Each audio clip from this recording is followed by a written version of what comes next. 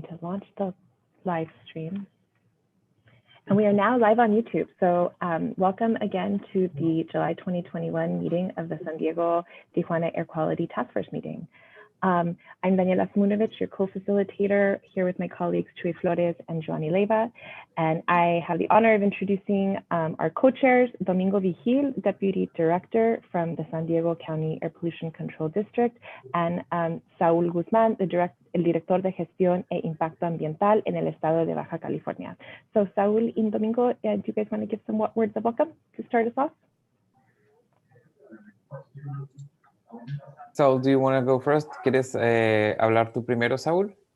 Sí, gracias por la invitación, el apoyo, la asistencia, la producción. Nos da mucho gusto volver a reunirnos, sobre todo en esta época de pandemia, donde, bueno, la tecnología nos hace en muchas ocasiones tener más facilidad de comunicarnos. Esperemos que pronto ya nos podamos reunir más presencialmente. En algunas ocasiones hace falta también platicar face to face, ¿no? Estamos muy entusiasmados en que estos temas que estamos revisando sean parte de enriquecer la agenda sobre la calidad del aire en la región y esperemos pues que la reunión sea exitosa. Mucho gusto, bienvenidos todos. Gracias, Saúl. Thank you very much, Saúl. Welcome, everybody. Thank you very much for being with us again one more time. We really want to welcome you and thank you for all the contributions to the conversations that we have as part of this task force and to all the projects that we're moving forward as a region. I really hope to have a very dynamic meeting today. We have a number of interesting presentations where your input and feedback, as always, will be very valuable. And like Saúl said, I am also really looking forward to the time where we can meet face to face, hopefully in the not so distant future. But again, thank you so much for being with us, and we can get started with our agenda. Great. So just to review the agenda for today, we're going to start with a presentation by Idalia Perez from EPA, who will talk to us about the U.S.-Mexico Border Environmental Program for Border 2025 framework. Following Idalia's presentation, we will hear from Domingo Vigil and Laura Zaremba-Schmidt from the California Air Resources Board, who are going to talk to us about the nomination process to nominate the San Diego border community for the Community Air Protection Program that is run by the California Air Resources Board. Following that, we will open up for roundtable discussion. So at that point, if you are in attendee mode, we will bring you all into panelist mode. So you will be able to show your camera and you'll be able to unmute yourself to speak. We will have some updates there from the partner agencies, and then we will just open it up for public comment and discussion and close the meeting at 12 promptly. So just a reminder of our meeting agreements for the meeting. We're in a bilingual binational meeting, so use the language of choice. We are grateful to have Frida Bloom as our interpreter today. And just a reminder, if you're not bilingual, to select the channels that you need to for the interpretation. Our goal is for facilitators to create a space for everyone to contribute. And so try to, if we speak often and too much, maybe hold back and wait till others can join the conversation. Make sure that we're not speaking over each other and speaking one person at a time. And make sure that when people are speaking, we're listening to each other and really respecting the different opinions, the different type of knowledge and perspective we bring. And you know, our job as the facilitators is to be aware of time to make sure that we end promptly at 12. And also just to speak slowly, because in whatever language you're speaking, Frida is translating your words into the other language. So just being mindful to be slowly, and that's a reminder for me because sometimes I talk fast. So with that, I think we are ready to hand the meeting over to Idalia from EPA Region 9 to talk to us about the Border 2025 framework. So Idalia, go ahead. Hi, Hi everyone, welcome. Thanks for being here. My name is Idalia Perez. For those of you who have don't know me, I've been doing border work on and off for 12 or 13 years now. I cover air quality topics along the US-Mexico border in Region 9, so that covers both California, Baja California, and Arizona, Sonora. I am not the main point of contact for the San Diego-Tijuana airshed. My colleague Mario will join me at the end of the session just so you can get a face to his name. But I am happy to be here to give you a brief overview of the new Border, or maybe not so new, it's been out for a few months, Border 2025 program. But I'm going to focus most of my talk on the Goal 1, reducing air pollution. I am going to touch briefly on the program as a whole to start off with, but know that I am not, I'm getting a message about noise background. I'm going to change my headset to a different headset.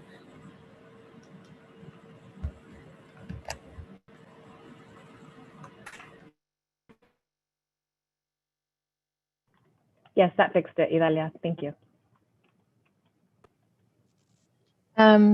Yes, now we hear you perfectly clear. Sorry, okay. This is not the most comfortable headset, but it's certainly better for sound. As I was saying, so I'm going to touch briefly on the program, but mostly focusing on the air goal. I don't cover the rest of the goals for Region 9, obviously, and don't have, might not have answers to your questions for sort of the intro slides, but I'm going to do my best. And if I don't have answers for you, feel free to just put your name in the chat, and I will make sure to get information after the fact. So information will be provided even if I can't get you the information now. Next slide. Okay, so this is Border 2025, which follows Border 2020. Border 2020 was an 8-year program. Border 2025 will be a 5-year program, so it is shorter. We are down to 4 goals from 5. So again, we're streamlining a little bit in terms of goals, and we're simplifying the structure, which I will share in a few minutes. So it's a more compact, more streamlined process, but we are still aiming at getting the great environmental improvements that we expect out of this program. Next slide. As I mentioned, there are 4 goals. Goal 1, my favorite, is the protecting air goal, but we also have a goal on water, which is goal 2. Goal 3 is on waste, and goal 4 is on emergency preparedness and response. Next slide. There are 12 guiding principles to the framework document. I'm not going to go through all of them, but I do want to highlight 2 that are important to us at this time. These guiding principles support the mission statement of the program, ensure consistency among all aspects of the program, and make sure that we really do achieve the goals and outcomes that we're trying to.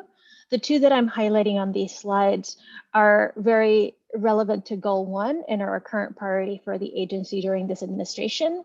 The first one that I'm highlighting is climate-friendly strategies and solutions. So I'm sure you've heard throughout the news that the climate emergency is something that this administration is spending a lot of time and resource trying to address. And so for that reason, we are really excited to have a guiding principle on climate solutions and strategies for the framework document. The second guiding principle that I want to highlight is to prioritize environmental equity and address disproportionate environmental impacts in communities along the border. Environmental equity, environmental justice, getting rid of environmental injustices, again, is something that's been highlighted by this administration as a priority. And I am very, very happy that some of the environmental injustices that are caused by disproportionate impacts on air quality issues along the border are being addressed with this program. Next slide. So just a tiny bit on the structure of the program. It is pretty similar to what was in the past. The regional coordinators are the center for us here in the regions. There is a California regional coordinator and Baja California regional coordinators, and then Arizona, Sonora regional coordinators. They include staff from or membership from states and tribes along these areas. On the left of the screen there, we've got the policy work groups. For air, that will be our air policy work group. And we have, I think, Ben Gibson, who is our EPA air policy work group, and Semirnat as well. Daniel Lopez Vicuña is the key person there. I don't know if they're on, but their role is to make sure that border-wide we're taking into account the important air quality issues. And so that feeds into the regional coordinators. On the right with a big star are the task forces. It's all of you, this framework. Sorry.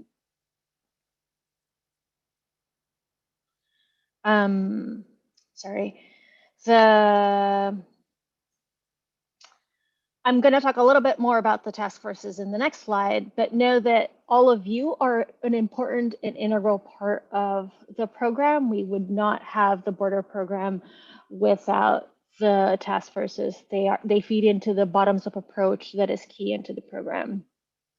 And then last but not least, the action plans, which is how we make sure that we are achieving the goals that we set up for ourselves. This is something, the concept of tracking was something that was brought up at the last San Diego-Tijuana Air Quality Task Force meeting a few months ago. And it is important to note that this tracking is still an integral part of the framework for Border 2025. Next slide.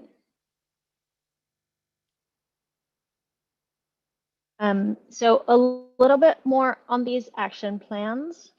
The goal of these action plan is to identify projects and activities implemented to meet goals and objectives of the program. The co-chairs for the task forces directly provide information into these action plans. They are sort of housed, for lack of a better word, in our border team in San Diego. But we do regularly communicate with the co-chairs to make sure that the plans are up to date. They're usually released, well, they are 2-year action plans that are updated usually twice a year. And so going forward, we hope that these will be highlighted in task force meetings so that everyone knows that what's going on. I've added a link to where they currently live on this slide, and I'm gonna just go ahead and copy it to the chat so that folks have it.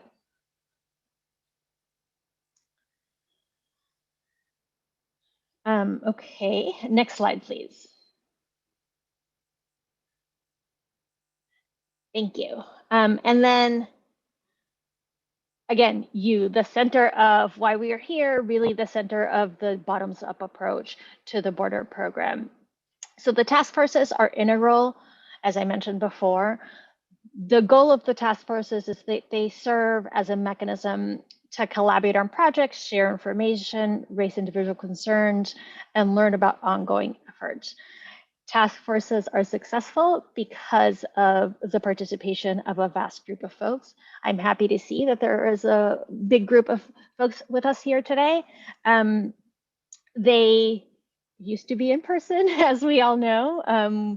As was mentioned in the beginning, I haven't been to the border in 2 years now, probably, and probably more than 2 years, in fact. But we are hoping that moving forward, we can have in-person meetings again. Maybe there's the possibility of having a hybrid mixed and hybrid in-person and virtual meeting. I don't know what those look like going forward, but you all are what makes the task forces successful, and participation from a vast group of people is really what's key. The task force leadership is been historically, we try to do it binationally. So for this one, we have Saul and Domingo, whom we heard from in the beginning. Their role is to make sure that we're achieving our program goals. They work to leverage resources and communicate priorities and strategies that are going on for the region. I'm very delighted of the co-leads that we have in this task force. They are incredibly responsive and really help make this successful group move forward. Next slide.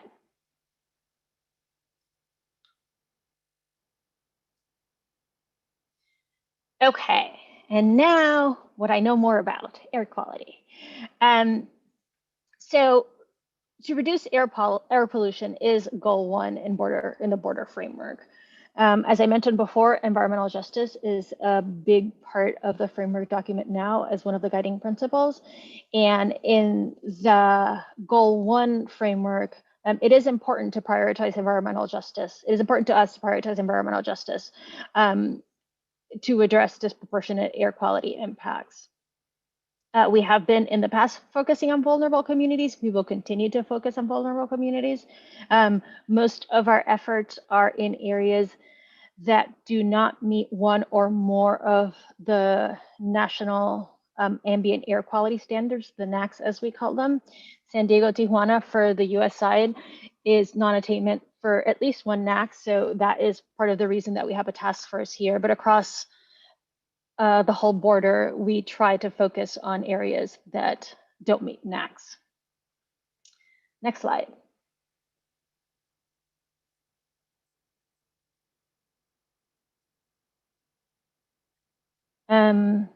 The goal 1 has 5 objectives. I'm gonna walk very briefly through them. The first objective is very similar to an objective which was in Border 2020. In fact, most of the objectives are very similar to previous objectives. The first objective has to do with monitoring air quality. So it's to establish reliable air monitoring networks and provide real-time access to air quality. There are 3 sub-objectives having to do with increasing knowledge transfer, developing a sustainable funding mechanism for air quality monitoring, and developing monitoring network plans, which is a tool that EPA uses to make sure that the monitoring in a region is appropriate for the specifics of the region. Next slide.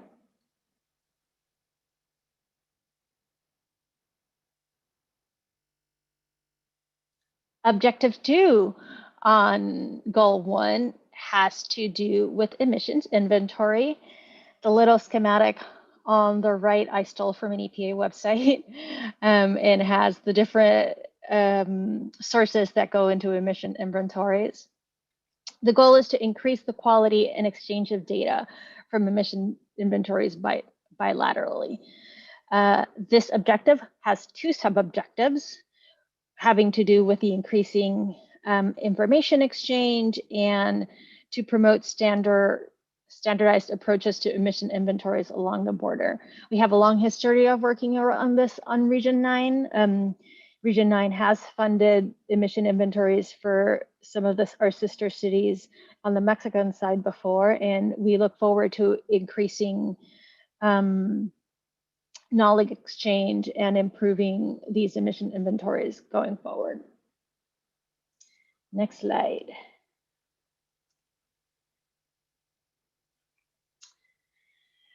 Objective 3 has to do with reducing emissions from the mobile source sector along the US-Mexico border. This is a objective that is very near and dear to my heart. So much of the air pollution on our side, on our region, excuse me, not side, has to do with emissions from mobile sources. The Tijuana border crossings are some of the biggest in the nation, if not the biggest, again, used to be prior to pandemic, some of the biggest, and had high emissions directly impacting communities along the border. So for that reason, it's a very dear and near to my heart. This objective has 3 sub-objectives having to do with making sure that agencies are communicating with each other in terms of vehicle standards, in terms of inspection and maintenance programs. And the 3rd sub-objective has to do with the Smart Way or Transporte Limpio program, which is to reduce emissions from the heavy duty sector. So from trucks such as the ones that are pictured in that image that I have on the slide.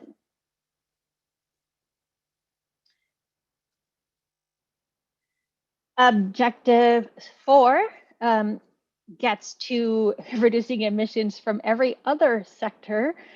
It's hard that we've captured Bobo sector as one specific objective and then everything else to reduce pollutants and improve public health in a different objective. But again, this is where the rubber meets the road. The importance of monitoring and emissions inventory is not lost on me, as I am a scientist by training, but really what the communities need on the ground is to improve the air quality. It's great that they get to know what they're breathing, but that is not enough in my mind. And so I'm really, really excited that we have this 4th objective to reduce emissions.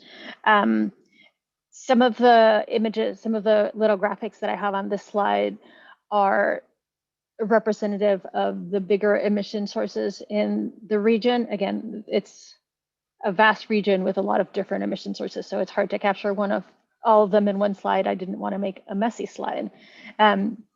But both in this task force and in the Imperial Mexicali task force, we've heard about the concerns of burning and the smoke impact. So certainly I'm hoping that moving forward, we start to address some of the concerns that we hear about regularly. Next slide. Last but not least is our 5th objective, which is to support the update and/or completion of climate action plans in the 6 northern Mexican border states. I will admit that this is the objective that I'm the least familiar with. I've added a link to the slide deck, and I'll put it again in the chat, to information that is now dated by a few years from the NADBank on the status of climate action plans. Again, this is 2015 information, it's pretty dated, but it certainly serves as a starting point for us to think about how we're moving forward on these action plans. Next slide. I've talked briefly and broadly about the framework document as a whole, sort of keying in some Region 9 specific tidbits when I could. I did not want to talk about Border 2025 without giving a little bit more on a regional perspective. So this does not represent anything that's in the framework document. This is something that the Air and Radiation Division in EPA Region 9 is really working on. So we're trying to implement this through the Border 2025 program, but don't want to mislead people into believe that this is specifically tied to what's in that framework document.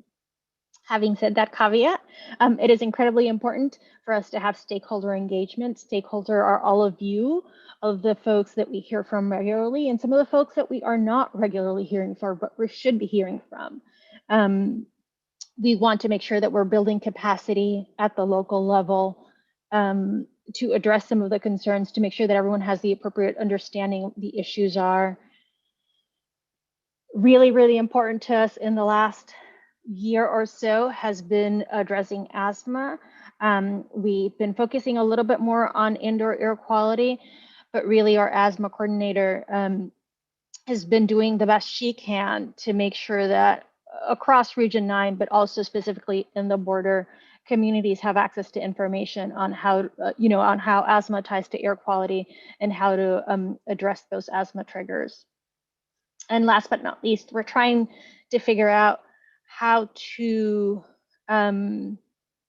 reduce emissions, which I mentioned as part of the goal 3 and goal 4. It is tricky for us to address emissions on the Mexican side of the border. We have authority on the US side, of course. And so for us to be able to work truly binationally, we're starting to brainstorm ideas in which we could leverage existing or potentially new resources to address some of these issues. Next slide.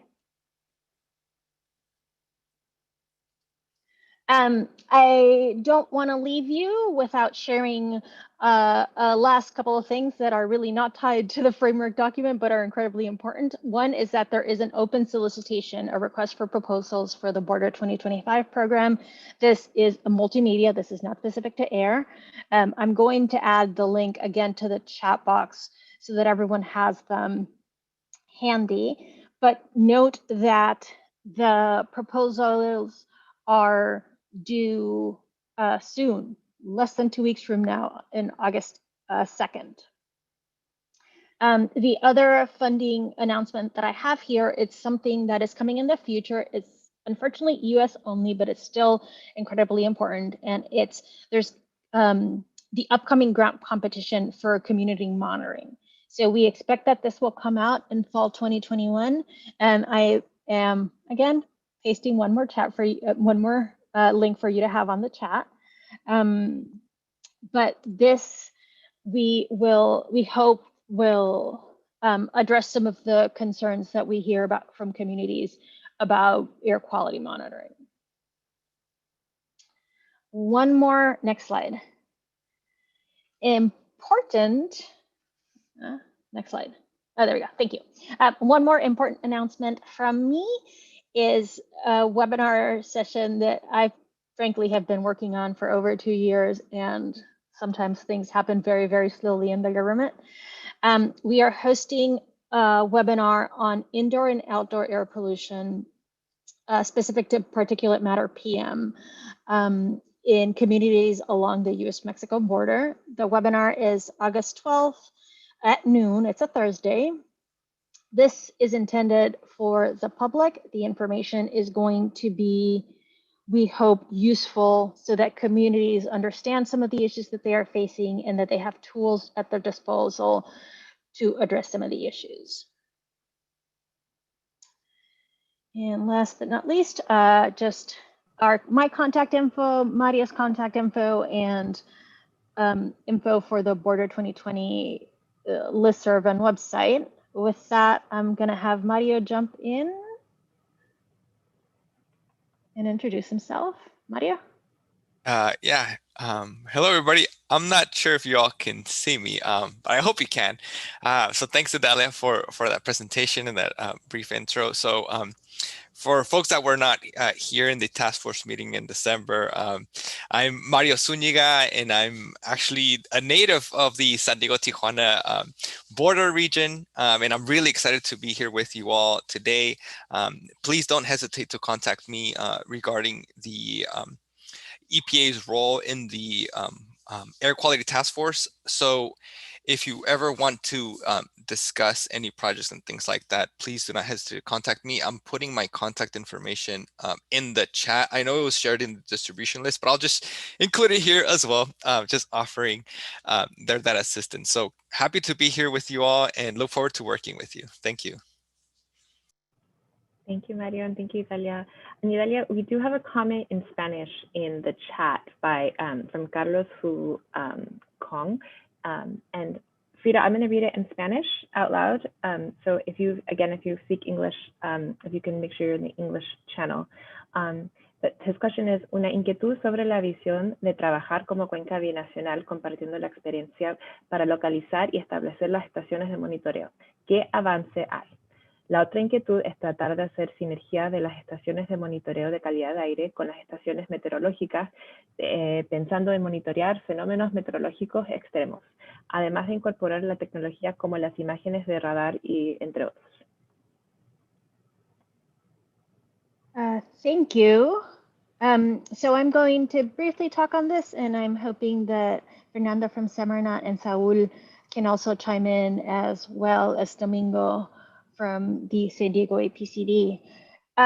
We have historically worked binationally. We have historically convened the local stakeholders to talk about monitoring sort of in private sessions that are not open to the public, so that we can really get at some of the technical nitty-gritty on where to cite, how to cite, and how to work best to make sure that the monitoring is representative of what's needed. Unfortunately, EPA does not do monitoring ourselves. We rely on the state and local agencies to do monitoring on the US, and we have regulations that guide where and how many sites they have to have. On the Mexican side, I'll again let Semarnat and Saul speak, but we certainly are open to sharing information, having discussions, and making sure that concerns are being heard and brought to attention in forums such as this.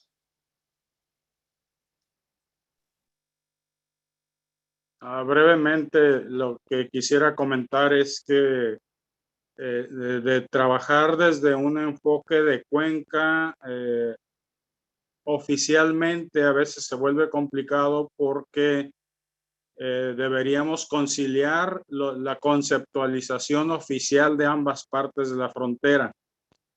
Sin embargo, para los que recuerden, hay gente muy joven que no lo va a recordar.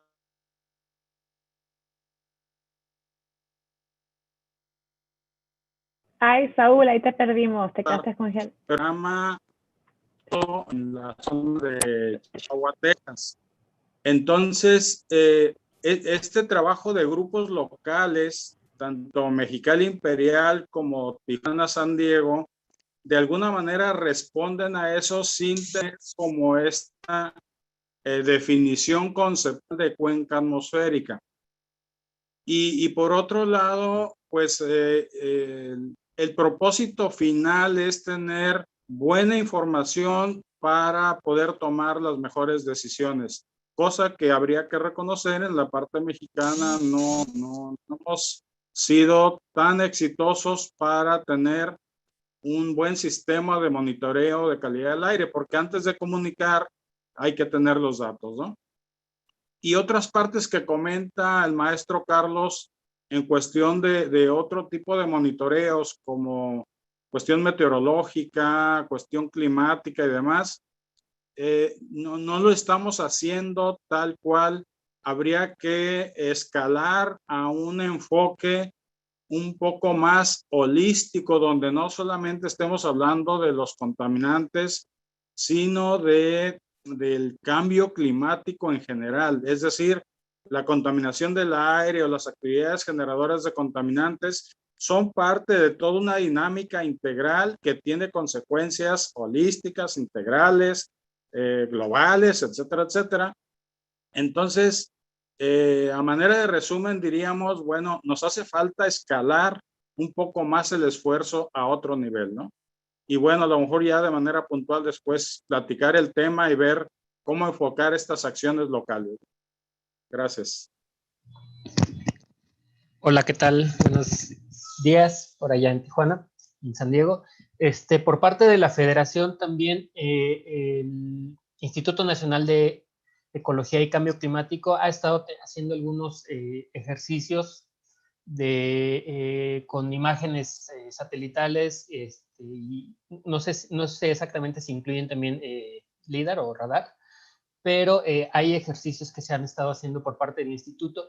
No lo hacen de manera generalizada en todo el país, normalmente van trabajando como por proyectos dependiendo de las necesidades que se van presentando, pero sí existe del lado mexicano un inicio en estos trabajos que ojalá y poco a poco se vaya generalizando en más regiones del país y obviamente en la región fronteriza de Tijuana, ¿no? Perfecto, gracias Fernanda y Saúl por esas respuestas. ¿Algún otro comentario, pregunta? Les recuerdo que pueden levantar su mano virtual que se encuentra en, oh, I'm just going in Spanish, sorry. Just a reminder that if there's any other questions or comments that you can please, raise your virtual hand in the chat, should be at the bottom of your participant box. Or if you want to chat your question into the chat box, like make sure that you're chatting to all panelists and attendees. Or if you're having any issues, you can just chat your name into the box and I can give you permission to talk.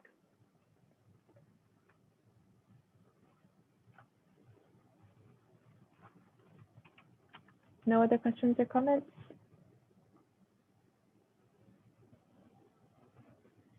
Okay, great. Well, great presentation, Idalia and Mario. So great to have someone from the border working on this and helping make your home cleaner and safer for everybody. So that's always great.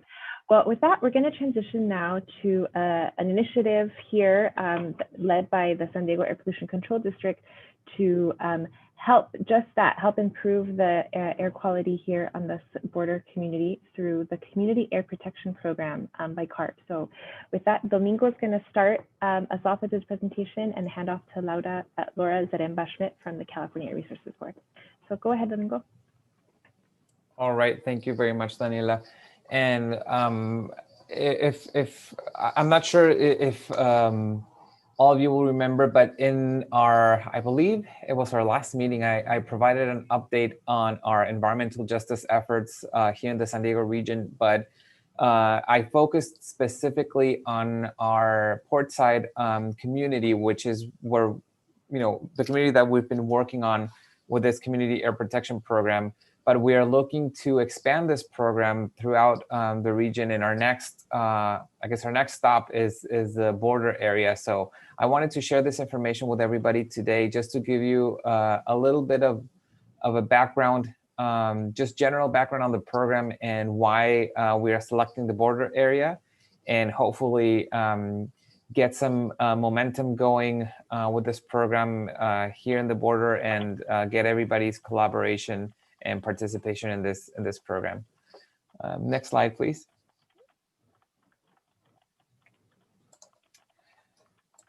So California Assembly Bill 617 established the Community Air Protection Program. This is a statewide program administered by the California Air Resources Board, or CARB, and requires new community-focused and community-driven actions that go beyond existing state and regional programs to reduce pollution and improve public health in communities that experience disproportionate burdens from exposure to air pollutants.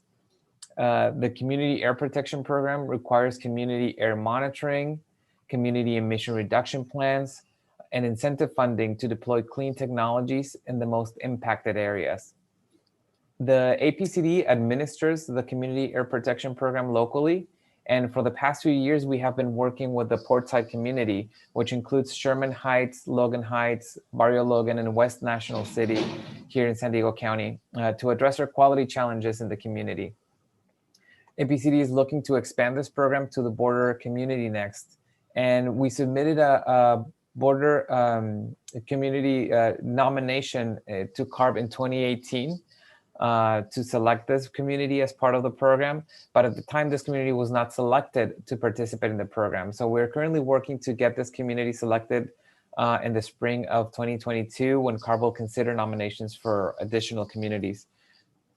The Community Air Protection Program is in line with the guiding principle of Border 2025's program priority of prioritizing environmental equity and address disproportionate environmental impacts in border communities. So I do see an important opportunity here for synergy between these two programs. Next slide, please. APCD uses CalEnviroscreen as a tool to help nominate communities for the Community Air Protection Program. CalEnviroscreen is a mapping tool that helps identify California communities that are most affected by many sources of pollution and where people are often especially vulnerable to pollution's effects. CalEnviroscreen uses environmental, health, and socioeconomic information to produce a numerical score for each census tract in the state. The higher the score, the worse off a community is in comparison to other communities in the state in terms of pollution burden and vulnerability to pollution. The criteria used by this screening tool includes levels of diesel pollution, rates of emergency room visits for asthma symptoms, and levels of poverty, among other variables. Under the 3.0 version of the CalEnviroscreen, San Isidro is classified as a disadvantaged community with census tracts that fall within the highest 25% of census tracts within the state that are impacted by a combination of high levels of PM 2.5, air pollution, low education attainment, high linguistic isolation, poverty, unemployment, and housing burden. Next slide, please.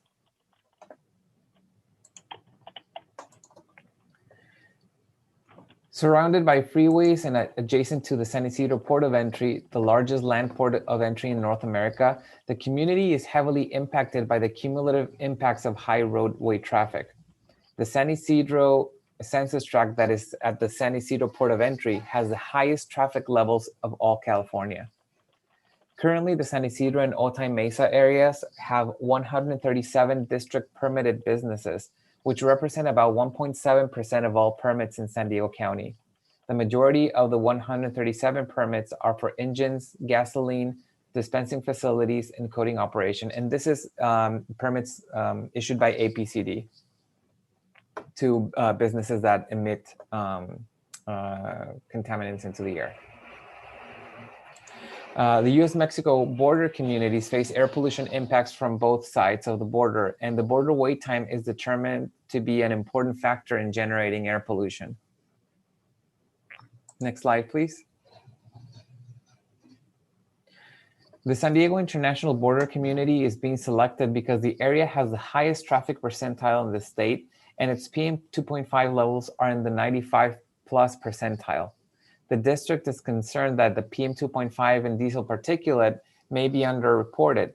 In the CalEnviroscreen 2.0 report, San Isidro was not considered a disadvantaged community, and it wasn't until the 3.0 version of CalEnviroscreen was released that a higher PM 2.5 exposure was determined. More community monitoring is needed to ensure the air quality data fully represents the exposure burden of the community. The San Diego International Border Community is also faced with pollution from our neighboring country, Mexico. A study conducted by Casa Familiar, academia, and state and local agencies in the San Isidro area showed elevated particulate levels in the community when it was downwind of Tijuana. Additional monitoring and cooperation with our neighbors is needed to reduce the elevated pollution levels and better protect the residents of San Isidro. To this end, we recommend that Tijuana representatives participate in the steering committee like members of this air quality task force so that we can find common solutions to this air pollution problem that affects both sides of the border. There are very significant socioeconomic factors, indicators that show San Isidro residents are limited in overcoming the pollution exposure and environmental effects. Over 27,000 residents have population burdens, including an 86+ percentile for poverty, 79+ percentile for unemployment, 89+ percentile for education, and over 85 percentile for linguistic isolation. With significant poverty levels and having much of their limited income going towards housing, their ability to protect themselves from pollution exposure is greatly limited. Next slide, please.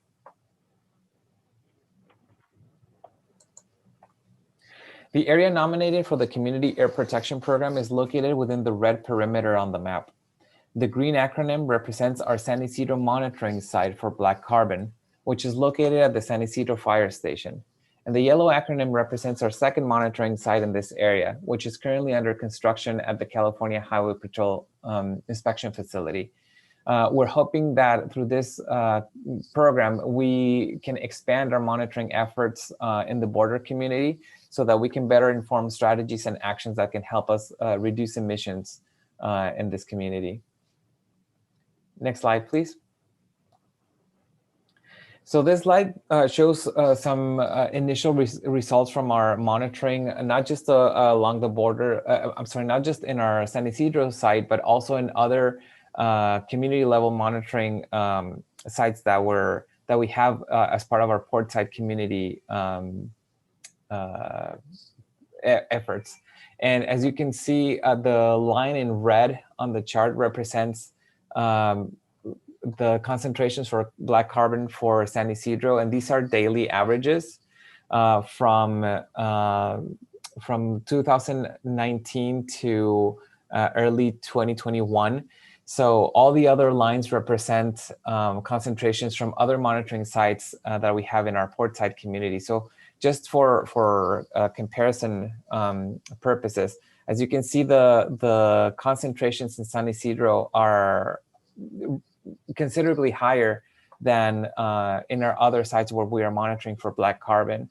You can also see a dip on the line there, and that's if you see it, the timing of that, that's during COVID. So that's why we see that dip in on the data there. So just wanted to share this information with all of you so that you have a sense of where San Isidro stands within the rest of the monitoring sites that we have for black carbon, just as an example of the importance of expanding our program to this community. Next slide, please. So just for next steps, as I mentioned earlier, we have submitted a nomination to the California Resources Board for this community to be selected for the program. And we are currently working on updating our nomination with any information that we have to supplement and make it stronger so that it's selected this coming spring. Also, we're reiterating our interest in to CARB for the border area to be included in this program. And we are also going to be working on engaging a border community steering committee that will help us really develop the program at the community level and inform where the community wants to go and what are some of the air quality goals of the community, what are some of the challenges, and then put all of our brains together and invite other agencies to participate as well so that we can take action and we can start reducing emissions at the community level for the border region.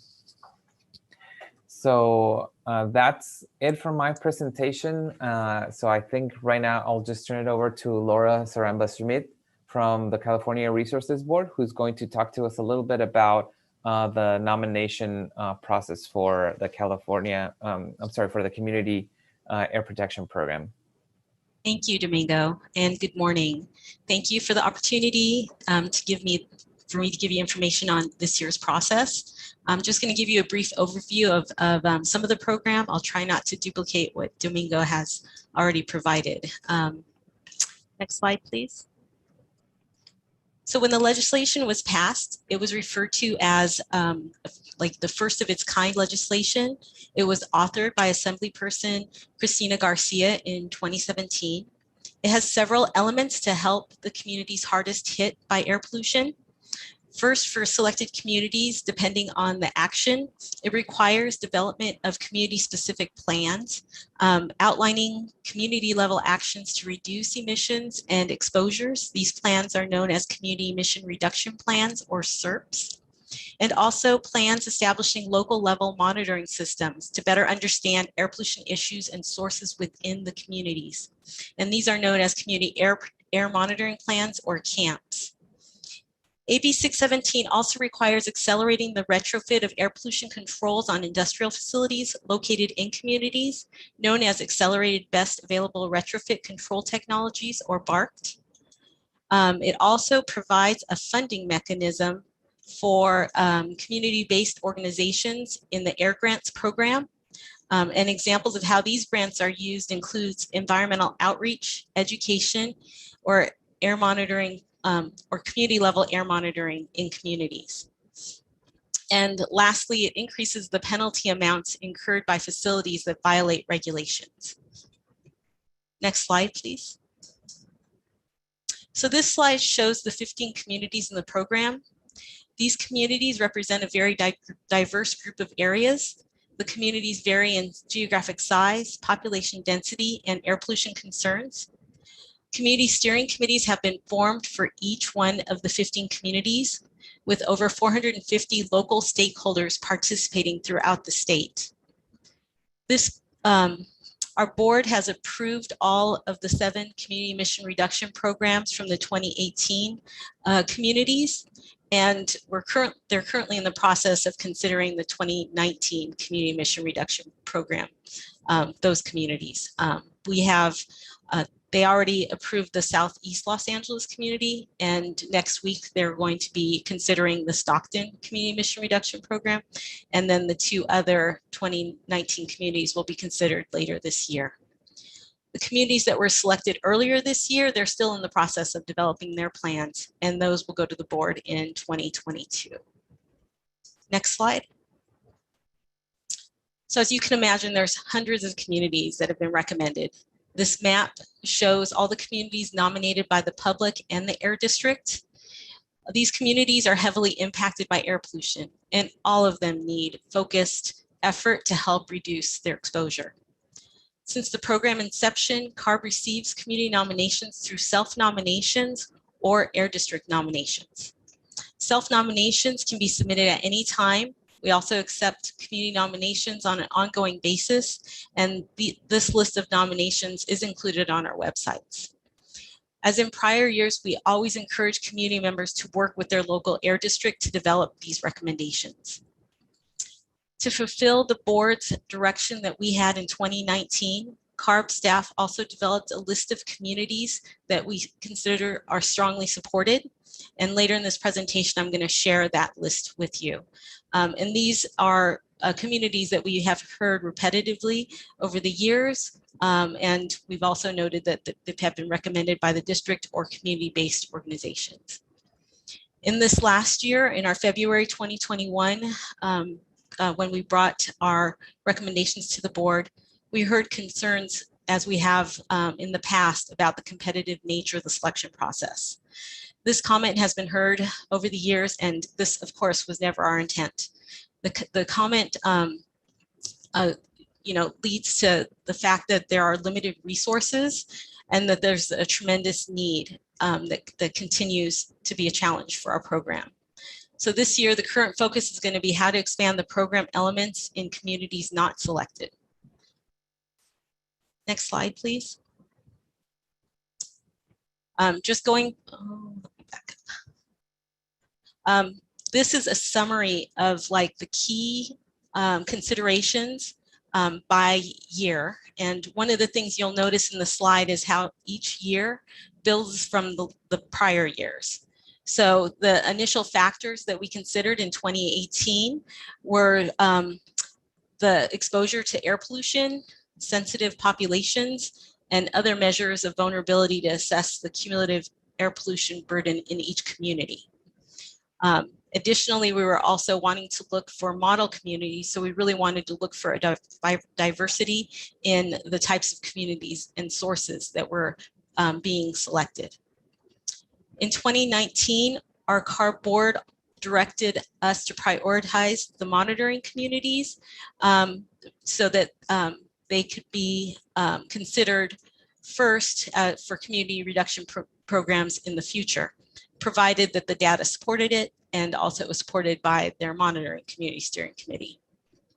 In addition, prior to picking new communities, we need to consider the continued effort in the selected communities before selecting additional communities, recognizing that there's still a resource need to implement the program.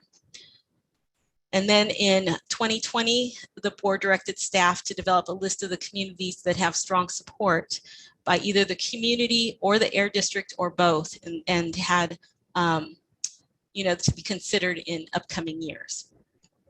And then, as I mentioned before, this year, they had also wanted us to consider and focus on actions for all communities. Next slide. This is the list that we had put together in June of 2020 for what were the communities that were strongly supported. And this list hasn't changed since we released it. The only exception is the communities that were selected last year have been removed since they were selected. And this is not an exhaustive list, so other communities can be added to this list. This is to acknowledge what we've been hearing over the years, and you know, just to let people know that we have been hearing that their communities have been recommended, and we see that there is support. But as I mentioned, there is a limited number of resources, so it's not like we can pick all the communities. So that's something that is considered. So as you'll see, one of the priorities for our communities is the existing monitoring communities. And currently there's the Sacramento community is currently a monitoring community in the program. All the other ones have already moved to a community emission reduction program. And then for the other air districts, it's by the way this list is written, it's in the order of by alphabetical order by air district. And as you see, because we'd already gotten a submittal for the San Diego community, the Otay Mesa San Ysidro community has been listed on this community's strongly supported list. Okay, next slide, please. So this is the timeline for this year. This highlights the key milestones for the process. And what's a little different this year from past years is we usually have a kickoff meeting in the summer. This year, we're going to post a pre-recorded webinar on the process. And I really think it's going to be very similar to what you're hearing today, because I can't see any real major changes. So this is kind of like a little primer for that. We have asked the air districts to inform us on the communities they are planning to recommend by October 29th. And if they already provided a nomination of their community, they don't need to resubmit their whole package. If they have new information, of course, we welcome that information, but we do ask that they submit a letter to reiterate their interest in putting a community forward for action this year. In the fall, we plan to hold a virtual meeting and plan to present our initial thoughts for the new 2021 communities. And then following that meeting, we'll release a staff report, and I think it'll be early 2022 when that staff report will be released. The staff report will detail the communities that are being recommended to our board and released for public comment. And the board meeting that will hear 2021 community recommendations will be February 10th, 2022. Next slide, please. So this slide gives you where you can get more information on the program and my contact information if you have any questions. We do have a program website, and we do try and keep it updated, although sometimes it lags a little. I also have a link here where you can access our what we call our Gov Delivery, our notices for programs. It's kind of a subscription, so based on the program you're interested in, you can, when there's a notice sent on that program, you can be informed of it. And a couple things that I should just kind of add that I didn't have really outlined directly in the slide, but right now their air grant solicitation is open. So if you or your constituents are interested in an air grant, I encourage you to go to our website, and I will try and put that information in the chat. And also our tools, our resources for looking at communities. We have released in 2017 or 2018, I think, was an initial what we call table of metrics that incorporated a bunch of air quality parameters to look at all the communities and kind of see where they were. And that has been updated because of the new CalEnviroscreen and updated data fields. So that has just been posted to our website as well. And I can put information in that in the chat as well. So with that, I'd welcome any questions you might have. Great. And Laura, we do have one question from Magdalena Cerda. And the question is it possible to nominate the Tijuana community, so the communities in Tijuana? And Domingo, I don't know if you want to, I know I just saw your response in the chat. Yeah, and obviously, Laura, if you have anything to add, please jump in. But I mentioned that on the chat that it's a state program in California, so it's only operating in the U.S. But what I wanted to highlight too is that as part of Border 2025, I think that it's a tremendous opportunity for us to identify opportunities to collaborate with the Tijuana side of the border, because while we we can nominate the San Diego side, we know that the air quality issues don't recognize boundaries, right? Mm-hmm. So we need to collaborate with our partners across the border, and I think that using this platform of Border 2025 provides an important opportunity for us to do that. So I will be looking for collaboration opportunities for grant funding and any resources that we may be able to pull into this effort so that we can extend our collaboration to include Tijuana. So that's something that's certainly in my mind as I continue to work on this program on the U.S. side, and I will be engaging with my counterparts on the Mexican side to identify any potential collaboration opportunities. Yeah, Domingo, I think you answered that perfectly. So you're right. Statewide programs, we only can nominate what's in the state. But certainly I know the border concerns are, there's a lot of different programs that are trying to tackle it in different ways. So we do need to keep abreast of what those programs are to see how we can leverage. Thank you. Laura, would this be, if San Isidro were to be selected, would it be the first border community in the Community Air Protection Program?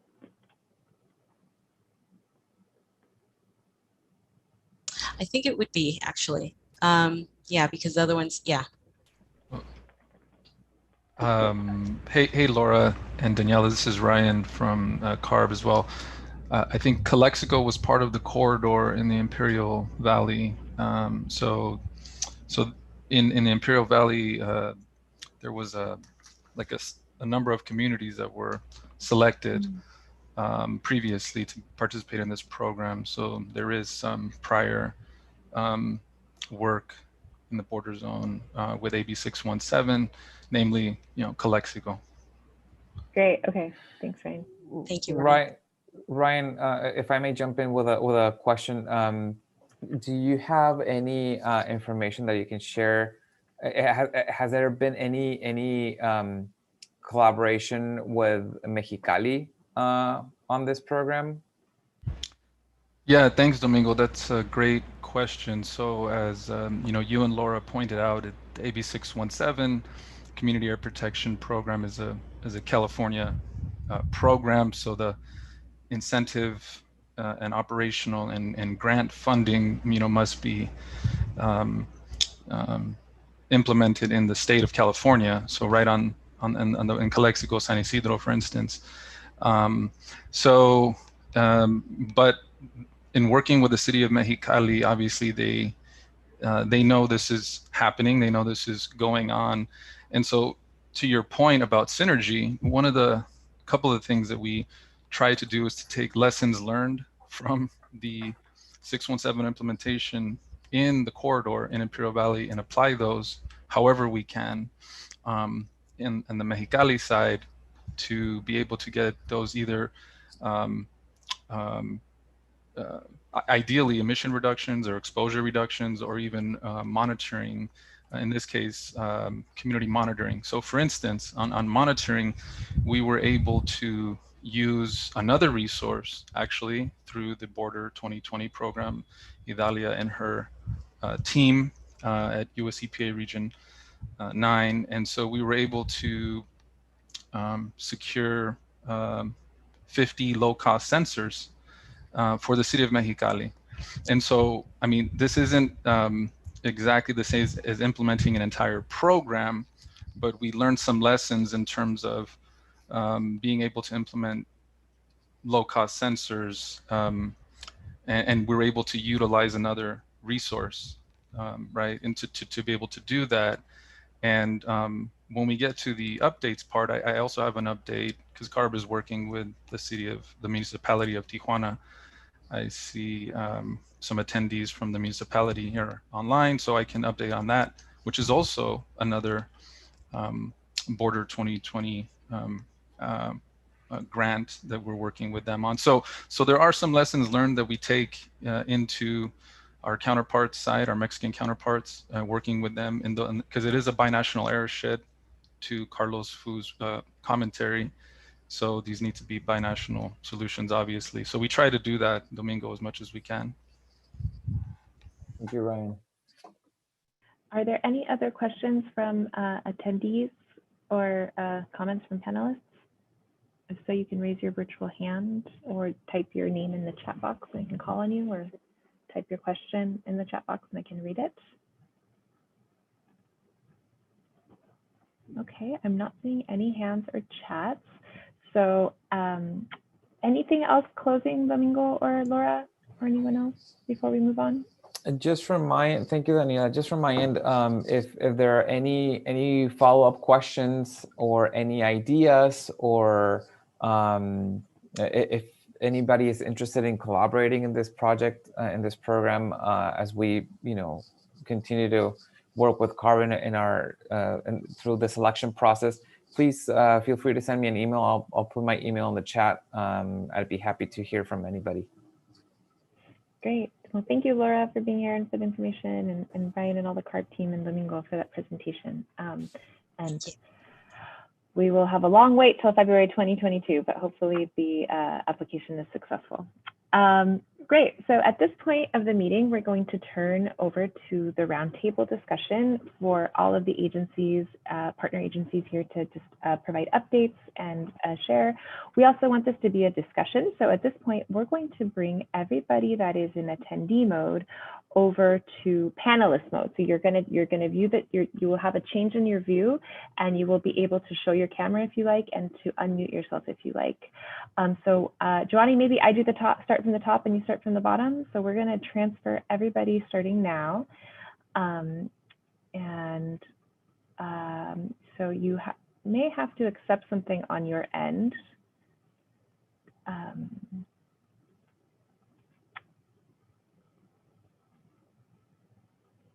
Annie Rosen, for some reason, it's not moving you. And Carlos también.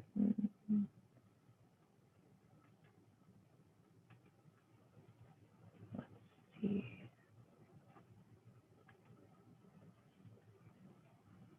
Annie and Carlos, for some reason, it's not working. And Ermila, you may have to click something, but before we haven't.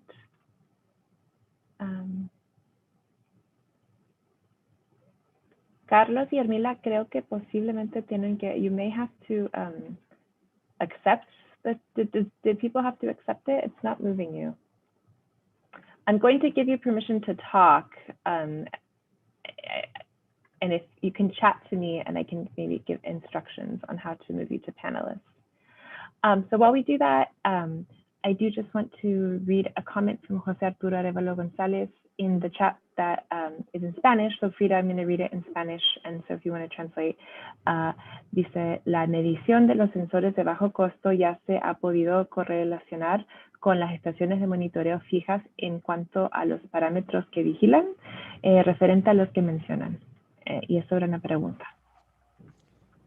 Yeah, hi, Daniela. This is Ryan again. And just to address Jose Arturo's question, because I did mention the low-cost sensors that CARB provided to the city of Mexicali. So the key there is, as Jose alludes to is to be able to have a fixed monitoring station to be able to do a correlation and get a factor, if you can, with this equipment, with whatever sensor. In this case, I think in the city of Mexicali, it was Purple Air. But we were able to co-locate like a couple of these machines, the low-cost machines, to a refreshed site that we had. I wanted in Mexicali. There was two that were also, by the way, funded through the Border 2020 program, that refresh, I believe for PM 2.5, and so we were able to do the correlation there. So that is ongoing. So that is a component to keep in mind, as Jose mentions. So yes. Okay, great, thanks. And Carlos and Ermila, you have to accept the invitation to panelists. So there should be a bubble that you have to press, a button to press. I think that's a new feature to Zoom, so I'm sorry. But Carlos, if you click on that, you can come to panelists, but you can also, I've allowed you to speak if you would like to speak, to unmute yourself. So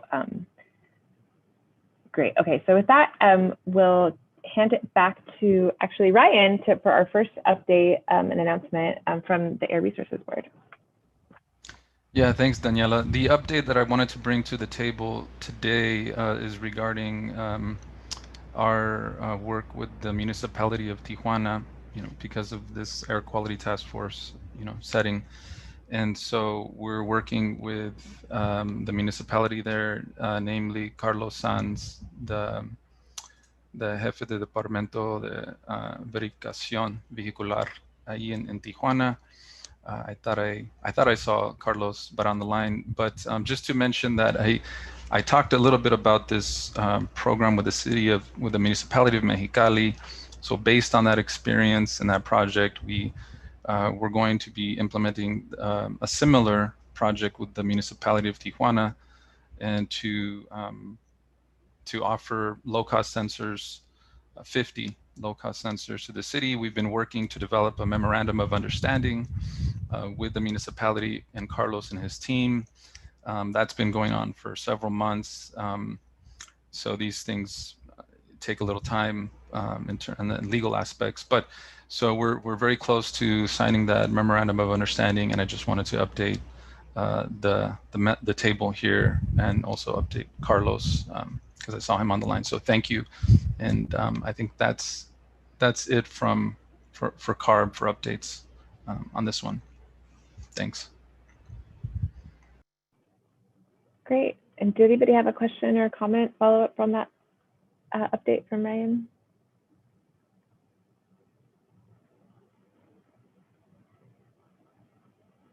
Okay, great. I think Domingo, also you had mentioned that you had an update. Yes, thank you, Daniela. I just quickly wanted to share that our current interim director, Robert Ryder, is retiring. His last week will be next week. And at our recent board meeting last Friday, our board appointed a new interim director to replace Rob. We still haven't heard an official announcement of who that interim director is, but we will be sharing that information as soon as we have more information. We just know that our board did take action in closed session to select someone. So we're all anxiously awaiting, and we'll share the information as soon as we have it. Oh, that's exciting. So keep us posted. Great.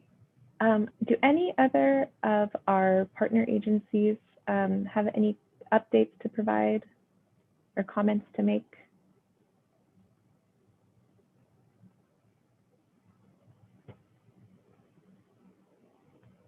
Okay, aquí ahora, so, ahí veo la mano de María Magdalena Cerda. So ahora vamos a abrir esta parte. Si no hay otros comentarios de aquí de de las agencias vamos a abrir para el público para que hagan comentarios y vamos a empezar con María Magdalena. Gusto verla de nuevo. Pase. Tiene que activar su micrófono apretando unmute. Perfecto. Ahora sí la podemos escuchar.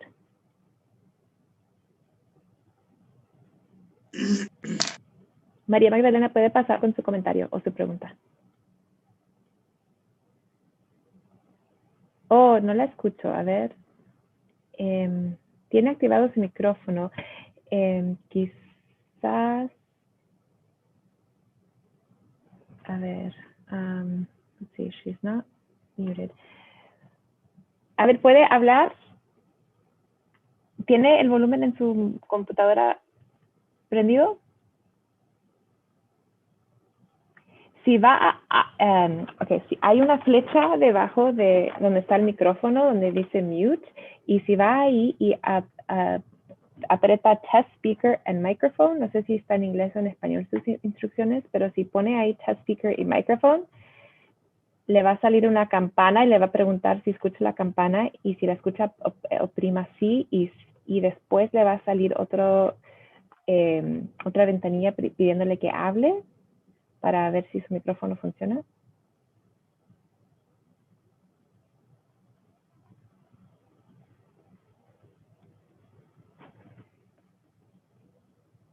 ¿Encontró eso, María Magdalena? Oh, ahora la escuchamos. ¿Me escuchan? Perfecto. Sí, ahora sí. Muy bien. Ok. No sabía si me habían dado la palabra porque se escuchó un largo silencio. Ok. Gracias. Oh, ¿sabes lo que pasa? Sí, estaba en el Nada canal. más que quería comentar algo. Un momentito, porque tengo que silenciar el audio. Ok. En Tijuana, hace unas semanas,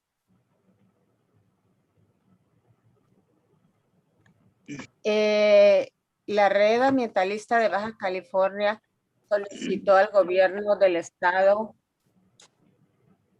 crear un convenio entre el estado y las organizaciones para empezar a trabajar el tema del aire. No sé si se han dado cuenta, pero el tema del aire en Baja California estaba casi abandonado. O sea, había muy poco trabajo de parte del gobierno del estado. Entrando el gobierno que está por finalizar, se cerraron los centros de smog, de verificación vehicular, porque era ineficiente, porque realmente no estaban funcionando. Entonces, preocupados la comunidad ambientalista de Tijuana sobre los niveles de contaminación y la pobre atención que había, estamos tratando de empujar al gobierno del estado o de tener más bien un diálogo y equipos de trabajo para impulsar la calidad del aire en la región.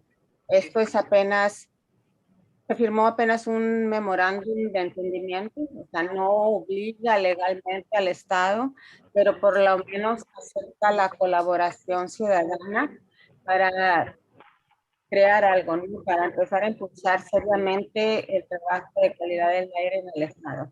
Como ustedes saben, el colectivo Salud y Justicia Ambiental hemos estado participando porque hay una comunidad en Tijuana cercana a La Maquila que se ha detectado que es como la segunda zona más contaminada, aún encima del bordo fronterizo. Entonces, esperamos con esta nueva intención de colaboración con el Estado, empezar a lograr avances. Es muy pronto para pedir algún fondo o beca, pero en la siguiente convocatoria posiblemente podamos presentar algunos proyectos.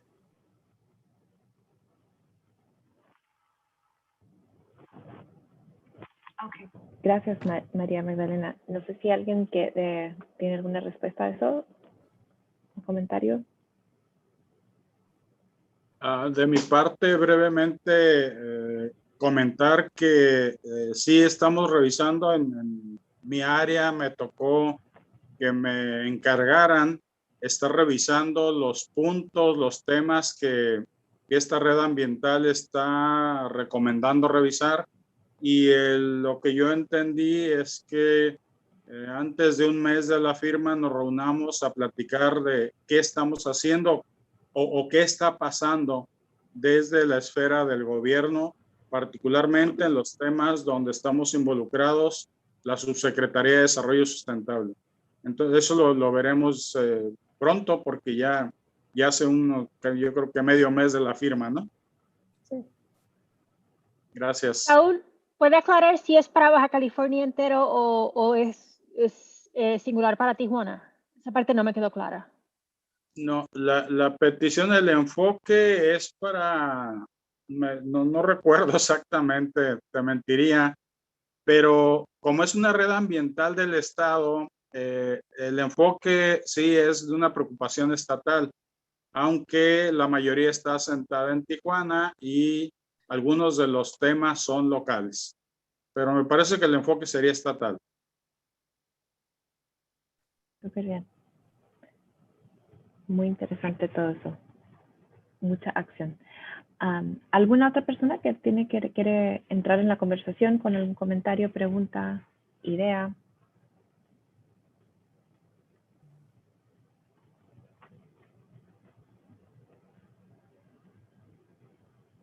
Any other comments or questions or any just other topics you want to bring into the dialogue while we're here?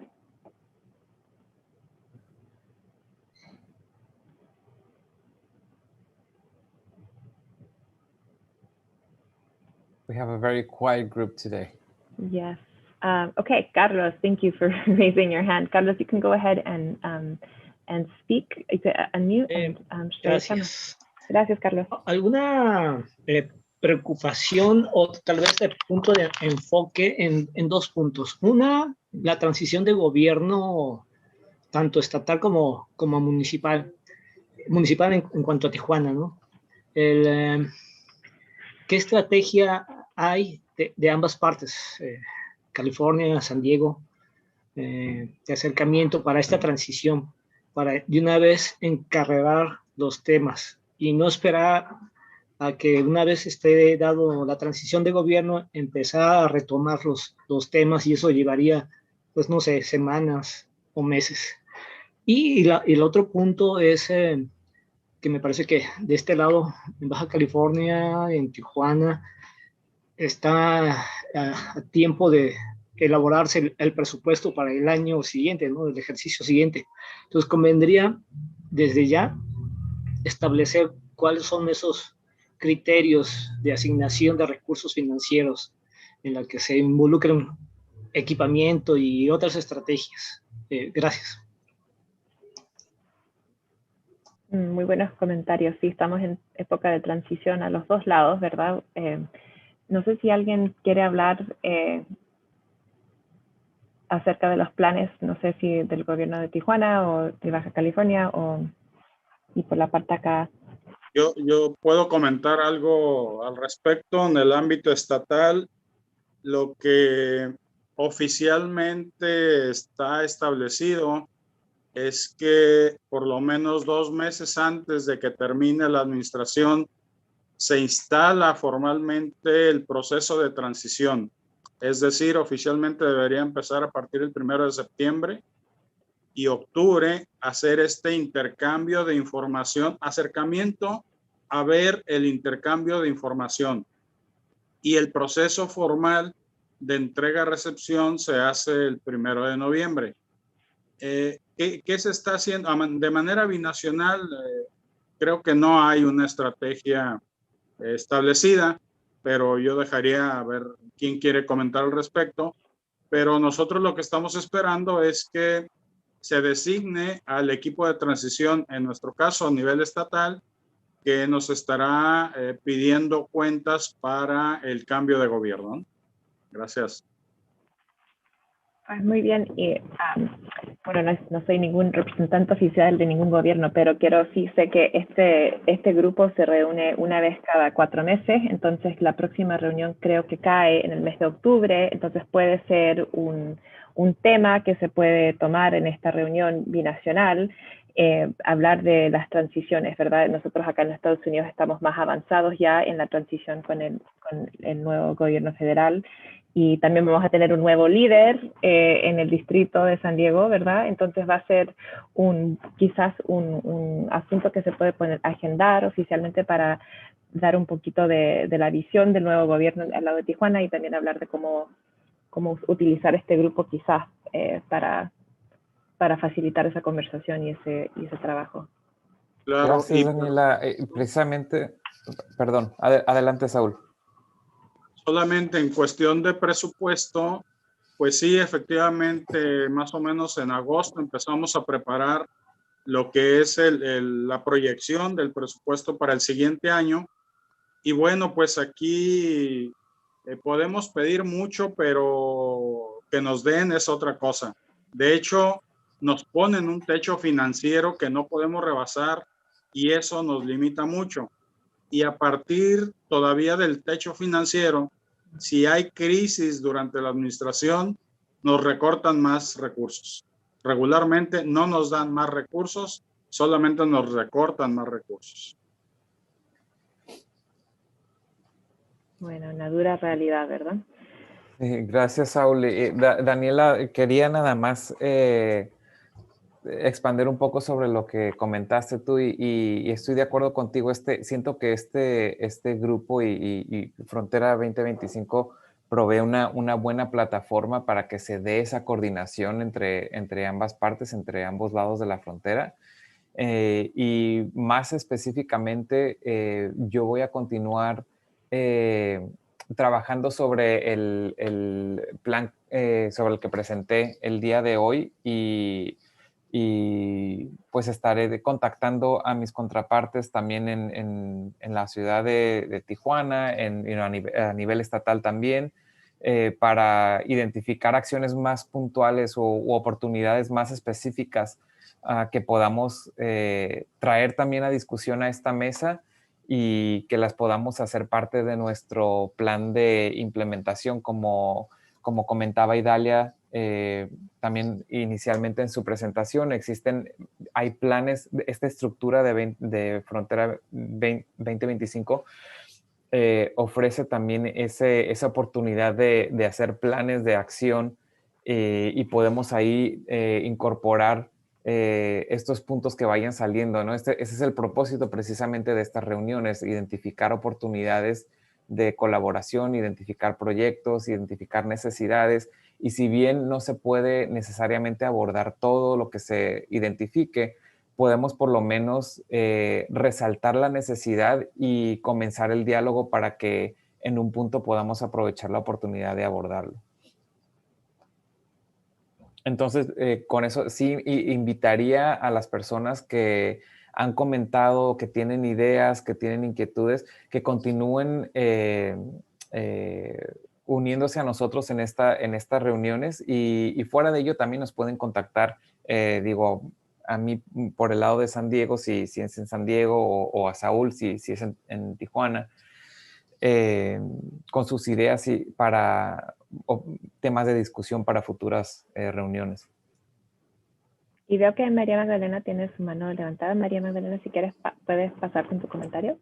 Sí, hablando de estas riqueza que tiene este grupo, de tener estos diálogos, como les decía antes, tenemos un problema muy grave de contaminación del aire en la comunidad de Chilpancingo y Murúa, y no pudimos presentar beca o presentar un proyecto para porque no hay consultores, que sobre todo en México, o una organización que nos ayude a formular un proyecto que realmente ayude a mitigar la contaminación del aire en nuestra zona.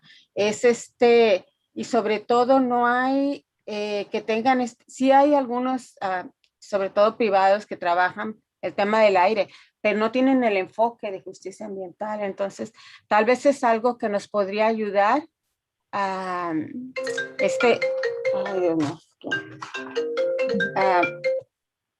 nos podría ayudar, no sé, compartiendo un directorio u otras organizaciones de creo que en Mexicali tal vez sí haya organizaciones que trabajan el tema de justicia ambiental en el aire. Entonces, esa es una importante carencia. Sin eso, nosotros, aunque estamos muy seguros de que tenemos un problema del aire, lo hemos podido comprobar y sobre todo siguiendo estudios de otras organizaciones, aunque sabemos que la mayor carga es a los camiones que surten a la maquila y la misma maquila, o sea, no podemos presentar un proyecto con eso nada más. Entonces, esa es una cosa que podrían ustedes como equipo ayudar o reforzar a la comunidad.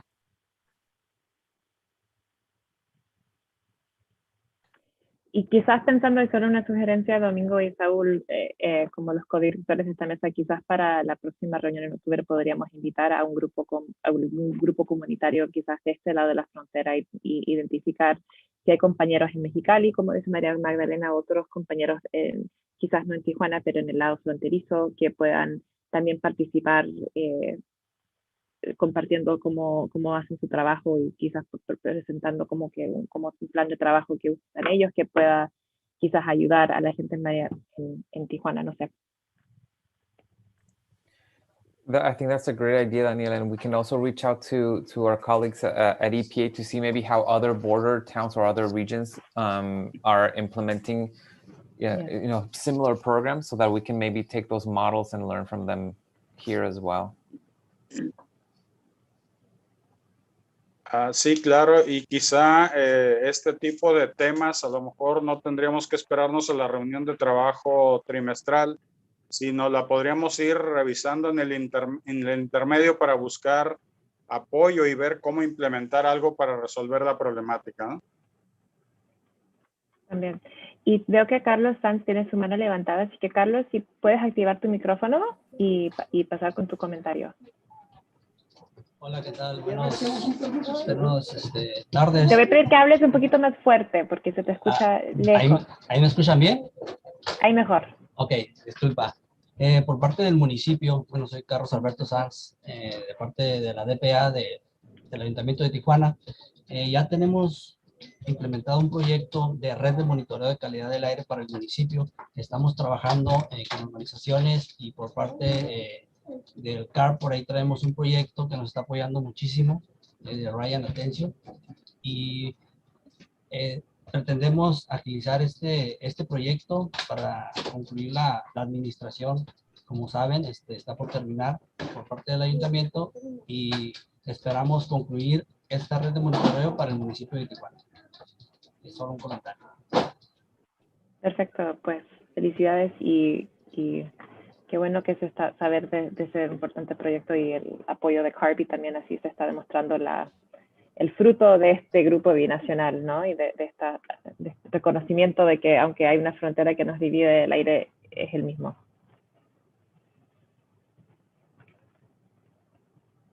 Muy bien. ¿Algún otro comentario? Y perdón, Frida, que me fui al español. Are there any other comments or questions? This time the meeting is for just conversation and discussion. So we're scheduled to be here till noon. We can leave early if we want to have an early lunch, or we can, if there are any ideas or comments for the next meeting or other.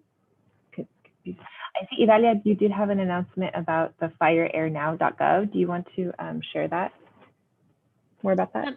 Sure, just briefly. So fire.airnow.gov is a pilot program that EPA has to show the extent of smoke. We have a lot of wildfires, unfortunately, lately. And the website shows both monitors that are regulatory monitors, as well as purple air sensors that go through some level of QA/QC. So not all purple air sensors. And as of pretty recently, the purple air sensors that are on the Mexican side near the border have been included on the map. So thankfully, I don't see any fires right now that are impacting the region, which is good. But it's certainly something that had come to our attention last year, that there were fires and the map was not showing it. So I wanted to make an announcement so that folks along the border were aware. Oh, that's great. Well, thank you. Good to know that resource is now available on both sides of the border. Sad that we have to have that resource available. That's just personal commentary. Okay, any other questions or comments?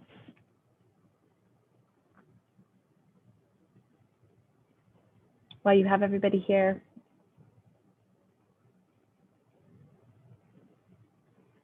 ¿Algún otro comentario? ¿No? Todos, ok.